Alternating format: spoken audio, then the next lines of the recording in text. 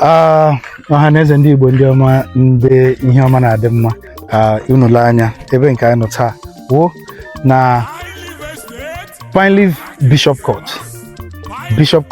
Pineleaf Estates and Properties Limited. Ebe ọ nọ wụ na Otulu nke Delta State.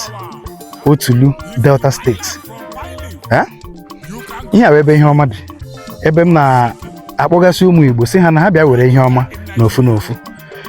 Ile anya estate niile ọcha nke Pineleaf Estates and Properties Limited.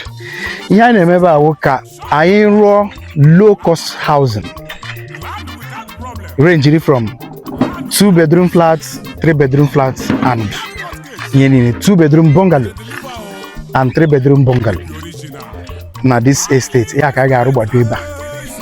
Anyị na-akpọkwa ụmụ Igbo ndị ọma ndị ma otu esi akụ mkpụrụ ọma na ha bịa na Bishop Court a bịa soro na promo nke a na-eme na i were 5 million naira na promo price jiri goro 50 by 100 ebe na a ga-enye gị post-dated check nke 4 million naira. Ị ga-akashi in 10 months, just 10 months. Ị kashiri 4 million naira n'elu 5 million iji goo ya. Ọkwa na ị chọrọ ka ha werekwa ala ha ga-enye gị post-dated check of 9 million cover your 5 million investment and ọmụrụ nwa n'elu ya, which is 4 million naira. Mana m ga-asị gị na gị jide ala maka na onye ji ala ji ihe niile. Land is value. Land is very, very important. Na-anụ ndị Pineleaf na-agwa gị na gị mee land banking. Na land banking is a must for you. Ma ọ na ị chọrọ ịpụ n'ohu, ị chọrọ ịpụ na mgbede, ị chọrọ ịpụ na ihe ụkọ.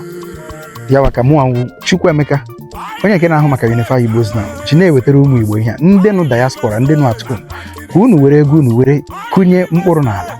Ego nke nọ na bank o mebisiala, ego nke nọ na bank ọ gwụrụ agwụ, mana ego ị tinyere n'ala ọ na-ezu ala 5 million naira taa. Be rest assured that in the next 5 months to 10 months ọ ga-amụnye nwa.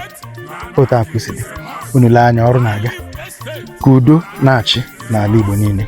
Ise. If you buy land from Pineleaf,